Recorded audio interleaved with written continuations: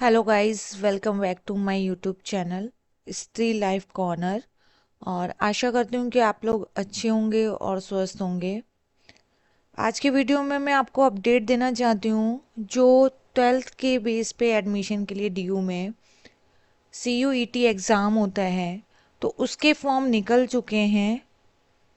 जो भी student 12th पढ़ रहे हैं या 12th कर चुके हैं पिछले साल, लेकिन उनका किसी कारणवश से एक आध नंबर से रह गया था CUT ये एग्ज़ाम, तो वो दोबारा से इस फॉर्म को फिल कर सकते हैं और इस फॉर्म को क्लियर करके वो डीयू में एडमिशन ले सकते हैं। जिनका भी ड्रीम है या सपना है कि हमें डीयू में ही एडमिशन लेना है, तो वो इस फॉर्म को फिल कर सकते हैं। ये फॉर्म निकल चुके हैं 27 फरवरी से, जिसकी लास्ट डेट 26 रखी गई है। काफ़ी स्टूडेंट थे जो पिछले साल निराश हो गए थे, तो उन्होंने सोचा था कि नेक्स्ट ईयर फिर से हम एग्ज़ाम दे के तैयारी करके इसको क्लियर करेंगे और डीयू में एडमिशन लेंगे। क्योंकि काफ़ी स्टूडेंट थे जो एक नंबर से भी रह गए थे, तो आशा करूँगी कि इस बार वो पेपर देंगे और क्लियर भी हो जाएगा उनका। तो इसमें कुछ इन्फॉर्मेशन है जो मैं आपको बताना चाहूँगी कि जो ये कॉमन यूनिवर्सिटी एंट्रेंस टेस्ट है, जो यूजी एडमिशन के लिए होता है बेसिकली, इसकी जो लास्ट डेट रखी गई है वो 26 मार्च रखी गई है। इसमें आपको करेक्शन के लिए भी टाइम मिलेगा। अगर आपका फॉर्म गलत हो जाता है तो उसमें कोई घबराने वाली बात नहीं है, आप उसको ठीक कर सकते हो। क्योंकि काफ़ी स्टूडेंट होते हैं जो जैसे ही फॉर्म निकलते हैं तो वो फॉर्म तो फिल कर लेते हैं, लेकिन बाद में उन्हें याद आता है कि अरे नहीं, हमसे ये गलत हो गया, ये गलत हो गया, तो अब हम क्या करें। तो ऐसी कोई घबराने वाली बात नहीं है, इसमें आपको करेक्शन के लिए टाइम मिलेगा। और जो एग्ज़ाम की सिटी, जो सेंटर जो आपके पड़ेंगे, वो आपको 30 अप्रैल को पता चलेगा कि आपका जो एग्ज़ाम का सिटी पड़ी है, एग्ज़ाम आपको देने कहाँ जाना है, तो वो कहाँ पे है। और जो इसके एग्ज़ाम होंगे वो 15 मई से 31 मई तक आपके एग्ज़ाम होंगे। तो अभी आपके पास टाइम भी है, क्योंकि मई में आपके एग्ज़ाम होंगे, तो आपको टाइम मिल जाएगा अच्छी तरह प्रिपरेशन करने का। वैसे तो अभी आप 12th करके निकले हो तो काफ़ी आपको याद भी होगा जो भी आपने पढ़ा है अभी तक। तो 1-2 महीने का आपको टाइम और मिल रहा है इसको अच्छे से इसकी पढ़ाई करने का, इसके रिवीजन करने का। और इसकी जो फीस रखी गई है वो कैटेगरी वाइज रखी गई है, जैसा कि हर एग्ज़ाम में होता है। सबको ही पता है ये कि कैटेगरी वाइज सबको छूट दी जाती है, तो इसमें भी ऐसे ही है। इसमें जो जनरल की फ़ीस रखी गई है वो 3 सब्जेक्ट, मैं अभी सिर्फ 3 सब्जेक्ट की बात कर रही हूँ कि जो आपके 3 सब्जेक्ट्स रहेंगे तो उसमें आपकी क्या फ़ीस रहेगी। तो जैसा आप इसमें देख सकते हैं, इसमें मेंशन हो रहा है कि जो जनरल कैटेगरी के हैं उनके लिए 1,000 रुपये फ़ीस रखी गई है 3 सब्जेक्ट की। और वहीं पे ओबीसी और ईडब्ल्यूएस के लिए बात की जाए तो 900 रुपये रखी गई है। SC ST PWD और थर्ड जेंडर के लिए 800 रुपये रखी गई है। और सेंटर्स आउटसाइड इंडिया के लिए 4500 रुपये रखी गई है। तो ये तो थी 3 सब्जेक्ट की।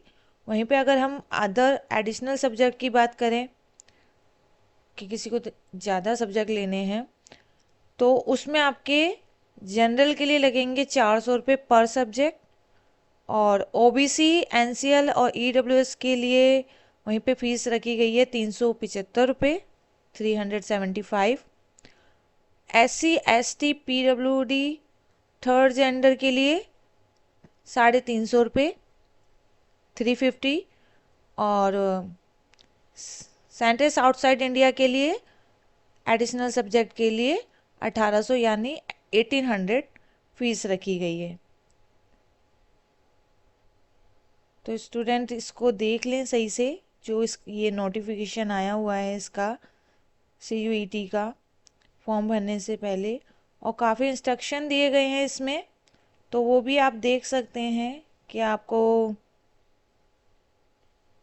इसका जो मोड ऑफ टेस्ट है वो कैसे होगा, पैटर्न क्या आएगा। मीडियम भी इसमें काफ़ी दे रखे हैं, जैसे आप देख सकते हैं लैंग्वेज 13 लैंग्वेजेस दी गई हैं, जिसमें ये बंगाली, इंग्लिश, गुजराती, हिंदी, कन्नड़, उर्दू, तेलुगु, मतलब 13 लैंग्वेज है। तो आप जिसमें भी कंफर्टेबल हैं आप उस लैंग्वेज में ये एग्ज़ाम दे सकते हैं। और वहीं पे सिलेबस की बात की जाए तो सिलेबस में आपका है general knowledge, current affair, general mental ability, numerical ability, quantitative reasoning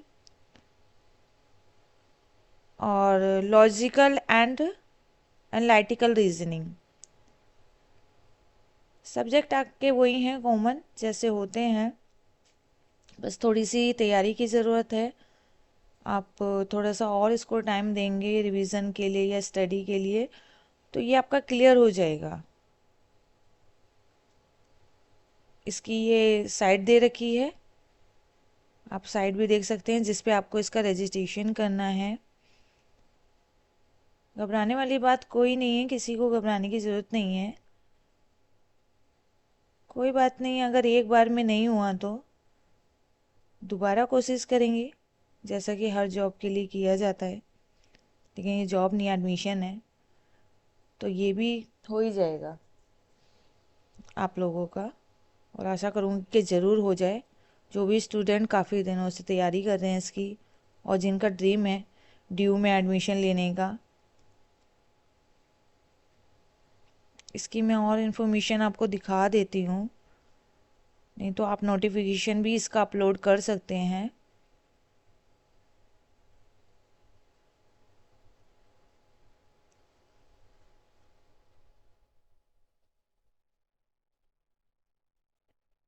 forty 45 minute duration रखा गया है इसका सब्जेक्ट के लिए, और ये फॉर्म ऑनलाइन ही फिल होगा, ऑफलाइन नहीं है।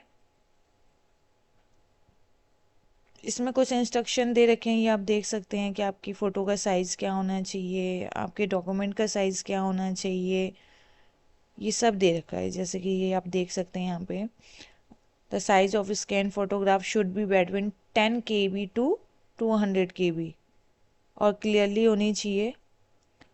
और सिग्नेचर की भी यहाँ पे 4 KB टू 30 KB है। अगर कोई स्टूडेंट PWD से है तो उसको PWD सर्टिफिकेट रखना पड़ेगा, इसमें मेंशन करना पड़ेगा आपको PWD सर्टिफिकेट। फ़ी पेमेंट भी आपकी ऑनलाइन है, डेबिट से, नेट बैंकिंग से, UPI से, आप किसी भी मेथड से कर सकते हैं। ये देखिए आप यहाँ पे ये देख सकते हैं स्टेप 3 में फ़ी पेमेंट का। फ़ी पेमेंट होने के बाद आप अपने फॉर्म को डाउनलोड करके अपने पास रखिए। फिर जब भी आपका वो एग्ज़ाम का डेट आता है, एडमिट कार्ड निकलता है, डाउनलोड होता है, तो वो उस टाइम पे आपके बहुत काम आएगा। नहीं तो फिर एप्लीकेशन नंबर तो आपके फ़ोन पे भी आ जाता है जब हम रजिस्ट्रेशन करते हैं, तो उस टाइम पे हमारे फ़ोन पे हमारा एप्लीकेशन नंबर आ जाता है। अगर किसी स्टूडेंट का बाय मिस्टेक खो जाता है तो वो अपने एप्लीकेशन नंबर से निकलवा सकते हैं, पर आपके पास एप्लीकेशन नंबर होना चाहिए। आपको याद होना चाहिए कि आपने कौन सा नंबर दिया था, कौन सी मेल आईडी दी थी, ये आपको याद होना चाहिए। क्योंकि काफ़ी स्टूडेंट होते हैं जिनको ये भी याद नहीं होता एडमिशन कराने के बाद, फॉर्म फिल करने के बाद, कि हमने मेल आईडी कौन सी दी थी या हमने फ़ोन नंबर कौन सा दिया था, या वो मेल आईडी तो हमारी खो गई, फ़ोन नंबर तो हमारा खो गया, चोरी हो गया। तो ये आपको रखना पड़ेगा सारा संभाल के। जैसे बाय मिस्टेक अगर आपके एप्लीकेशन नंबर खो जाता है, कुछ होता है, तो उस सिचुएशन में आप अपने मेल आईडी या फ़ोन नंबर से वो निकलवा सकते हैं। तो आई होप अब आपकी इसमें कोई क्वेरी नहीं रह गई होगी। अगर कोई क्वेरी रह गई है तो आप मुझे कमेंट बॉक्स में कमेंट करके लिख सकते हैं अपनी क्वेरी, मैं उसका आपको रिप्लाई करूँगी, आपको जवाब दूँगी उस चीज़ का। अगर आपको कोई परेशानी है या आपको कुछ भी क्वेश्चन पूछना है तो आप कमेंट बॉक्स में मुझे लिख सकते हैं। और मेरी वीडियो अगर आपको पसंद आई हो तो सब्सक्राइब करें और फॉलो करें।